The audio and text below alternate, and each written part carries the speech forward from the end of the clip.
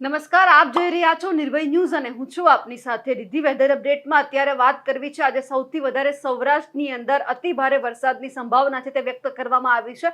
સૌથી પહેલા તો વિંડીના માધ્યમથી એ સમજવું છે કે કઈ રીતે અત્યારે સૌરાષ્ટ્રની અંદર અતિ ભારે વરસાદ પડી રહ્યો છે.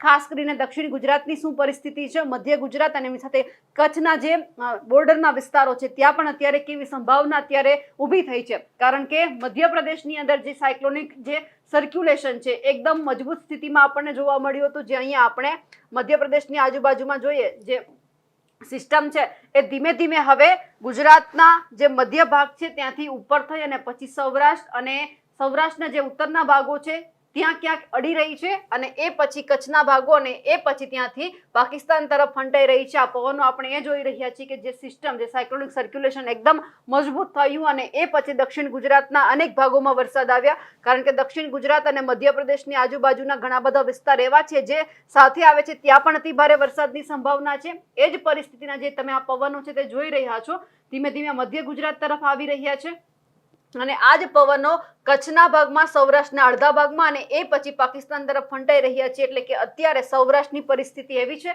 કે જે અતિ ભારે વરસાદની સંભાવના કરવામાં આવી છે. અને ખાસ કરીને પહેલા આપણે કચ્છની વાત કરીએ તો કચ્છનો જે અહીંયા નલિયાનો વિસ્તાર છે, ખાવડાનો વિસ્તાર છે ત્યાં એકદમ અતિ ભારે એટલે કે રેડ એલર્ટ આપવામાં આવ્યું છે. આ એ પરિસ્થિતિ સૂચવે છે કે જ્યાં અત્યંત વરસાદ વરસવાનો છે.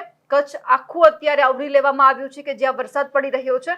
સાથે જો સૌરાષ્ટ્રની વાત કરીએ તો દેવભૂમિ દ્વારકા છે, જામનગર છે, જુનાગઢ છે, ગીર સોમનાથ, ઉના, ભાવનગર, સુરેન્દ્રનગર, રાજકોટ આ વિસ્તારોની અંદર ભારે વરસાદની સંભાવના છે તે વ્યક્ત કરવામાં આવી છે. મધ્ય ગુજરાતની જો વાત કરીએ તો આપણને અમદાવાદના આજુબાજુના વિસ્તારમાં એકદમ હળવોથી મધ્યમ વરસાદ દેખાઈ રહ્યો છે. વડોદરાની અંદર પણ એ જ હળવોથી મધ્યમ વરસાદ છે. સુરતની અંદર જે છેલ્લા લાંબા સમય દરમિયાન આપણે જોયું હતું કે અતિ ભારે વરસાદ વરસી રહ્યો છે એ ક્યાંક હવે ધીમે ધીમે ઓછો થઈ રહ્યો છે. પરંતુ હજુ પણ 3 દિવસ એટલે કે આજનો દિવસ અને હજુ આવતીકાલ અને એના પછીનો દિવસ છે એટલે કે 27, 28, 29 આ 3 દિવસ દરમિયાન છે તે ભારે વરસાદની સંભાવના વ્યક્ત કરવામાં આવી છે. આ એ પરિસ્થિતિનું નિર્માણ થયું છે. ખાસ ઉત્તર જે ગુજરાત છે ત્યાં એટલો બધો વરસાદ આપણને નથી દેખાતો. મહેસાણા, પાટણ, બનાસકાંઠાના વિસ્તારો, પાલનપુરના વિસ્તાર છે તે એકદમ હળવો વરસાદ છે. કારણ કે જે પવનો છે, જે આ સિસ્ટમ છે તે સીધી સૌરાષ્ટ્ર અને પછી કચ્છ થઈ અને આગળ વધી રહી છે. હવે એના પછી જોઈએ કે સાંજ સુધીમાં એકદમ અતિ ભારે લગભગ 7-8 વાગ્યાની આજુબાજુમાં જે દેવભૂમિ દ્વારકા, જુનાગઢનો જે વિસ્તાર છે ત્યાં અત્યંત ભારે વરસાદની સંભાવના વ્યક્ત કરવામાં આવી છે. અને જે સૌરાષ્ટ્રની આજુબાજુ એટલે કે જે રાજકોટ છે, સુરેન્દ્રનગર છે ત્યાં હળવો વરસાદ પડવાની સંભાવના છે. વધારે વરસાદ છે તે જુનાગઢ, દેવભૂમિ દ્વારકા અને ખાસ કરીને જે નલિયાની આજુબાજુનો જે વિસ્તાર છે ત્યાં આપણને વરસાદ દેખાઈ રહ્યો છે. અને હવે જે રીતે સિસ્ટમ છે તે ધીમે ધીમે મજબૂત થઈ રહી છે, આગળ વધી રહી છે, એનો જ અત્યારે ક્યાંક એવું લાગી રહ્યું છે કે એ જે સિસ્ટમ છે આગળ વધશે અને હજુ પણ 2 દિવસ આખા ગુજરાતની અંદર અત્યંત ભારે વરસાદની સંભાવના છે. ખાલી ઉત્તર ગુજરાતના અમુક જે જિલ્લાઓ છે એમને બાદ કરતા. પરંતુ હવે જે રીતે આ પરિસ્થિતિનું નિર્માણ થયું છે, જે મધ્યપ્રદેશ છે ત્યાં જે સાયક્લોનિક સર્ક્યુલેશન મજબૂત થયું અને પછી ધીમે ધીમે આગળ વધ્યું એટલે ગુજરાતની અંદર અત્યંત ભારે વરસાદની સંભાવના ઊભી થાય. પણ હવે એ સાથે જે પણ સમજવું છે કે હજુ આવનાર સમયની અંદર કયા એવા જિલ્લા છે કે જ્યાં અત્યંત ભારે વરસાદની સંભાવના છે, રેડ એલર્ટ આપવામાં આવશે, કોઈક એવા વિસ્તાર હશે કે જ્યાં ઓરેન્જ એલર્ટ આપવામાં આવશે, તે સાંભળીએ હવામાન નિષ્ણાંત પરેશ ગોસ્વામી પાસેથી. રાજ્યની અંદર અત્યારે નૈઋત્યના ચોમાસાના વરસાદનો બીજો રાઉન્ડ ચાલી રહ્યો છે. આજ સુધીમાં રાજ્યના અનેક વિસ્તારોની અંદર સારા વરસાદો નોંધાયા છે. અમુક વિસ્તારમાં ભારે વરસાદો પણ નોંધાયા છે. પણ હવે આવનાર 3-4 દિવસ દરમિયાન ગુજરાતની અંદર ભારેથી અતિ ભારે વરસાદની શક્યતાઓ છે. રાજ્યના અમુક વિસ્તારની અંદર મેઘ તાંડવ થાય તેવી પણ શક્યતાઓ છે. એટલે કે અમુક વિસ્તારોની અંદર 10 ઇંચ સુધીના વરસાદોની પણ સંભાવનાઓ છે, જે વિશે સંપૂર્ણ માહિતી આપવાની છે. આમ તો 22 જૂન 2025 થી રાજ્યની અંદર આ વરસાદનો બીજો રાઉન્ડ ચાલુ થયો છે. એમાં રાજ્યના અનેક વિસ્તારોની અંદર સારા વરસાદો નોંધાયા, જેમાં ખાસ કરીને રાજસ્થાનના દક્ષિણ પૂર્વ ભાગો પર એક સાયક્લોનિક સર્ક્યુલેશન હતું, જેને કારણે પણ રાજ્યની અંદર સારા વરસાદો નોંધાયા છે. મધ્યપ્રદેશ ઉપર એક સાયક્લોનિક સર્ક્યુલેશન હતું, એ ખૂબ મજબૂત હતું, જેને કારણે મધ્યપ્રદેશ બોર્ડર લાગુ વિસ્તારના જિલ્લાઓ તથા દક્ષિણ ગુજરાતની અંદર અતિ ભારે વરસાદો પણ નોંધાયા છે. અને દક્ષિણ ગુજરાતની અંદર છેલ્લા 5 દિવસથી અતિભારે વરસાદો પડી રહ્યા છે અને એ જે સાયક્લોનિક સર્ક્યુલેશન મધ્યપ્રદેશ ઉપર હતું એ હવે અત્યારે પશ્ચિમ તરફ ગતિ કરી રહ્યું છે, અત્યારે ગુજરાત ઉપરથી પસાર થઈ રહ્યું છે. એટલે આ જે સાયક્લોનિક સર્ક્યુલેશન છે એ મધ્ય ગુજરાત, ત્યારબાદ કચ્છના ભાગો અને કચ્છના રસ્તે પાકિસ્તાન તરફ આગળ વધે તેવી સંભાવનાઓ છે. એટલે આવનારા 3 દિવસ સુધી રાજ્યના અનેક વિસ્તારોની અંદર અતિ ભારે વરસાદોની શક્યતાઓ છે, જેમાં 27, 28 ને 29 જૂન આ 3 દિવસ એવા હશે કે એમાં ભારેથી અતિ ભારે વરસાદોની શક્યતાઓ છે.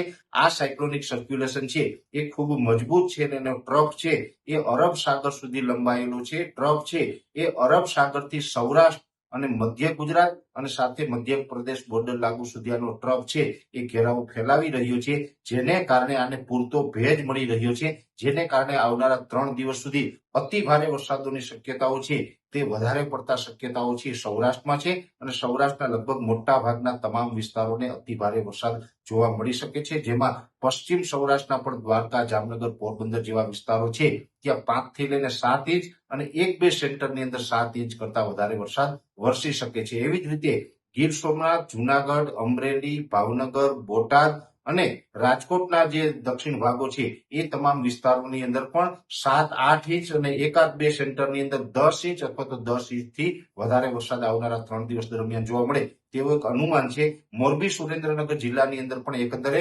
વરસાદનું પરફોર્મન્સ ખૂબ સારું રહેશે. ત્યાં પણ સામાન્યથી ભારે ને 1-2 સેન્ટરની અંદર અતિ ભારે વરસાદ પડવાની શક્યતાઓ છે.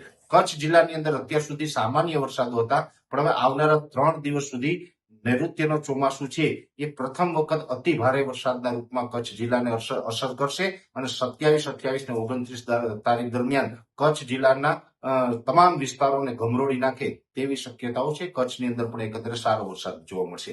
જોકે આની તીવ્રતા સૌરાષ્ટ્રની અંદર વધારે રહેવાની છે અને બીજા નંબર ઉપર હશે દક્ષિણ ગુજરાત. દક્ષિણ ગુજરાતની અંદર ઓલરેડી છેલ્લા 4-5 દિવસથી સારા એવા વરસાદો પડી રહ્યા છે અને હજુ પણ આવનારા 3 દિવસ સુધી ત્યાં સારા વરસાદો જોવા મળે તેવી શક્યતાઓ છે.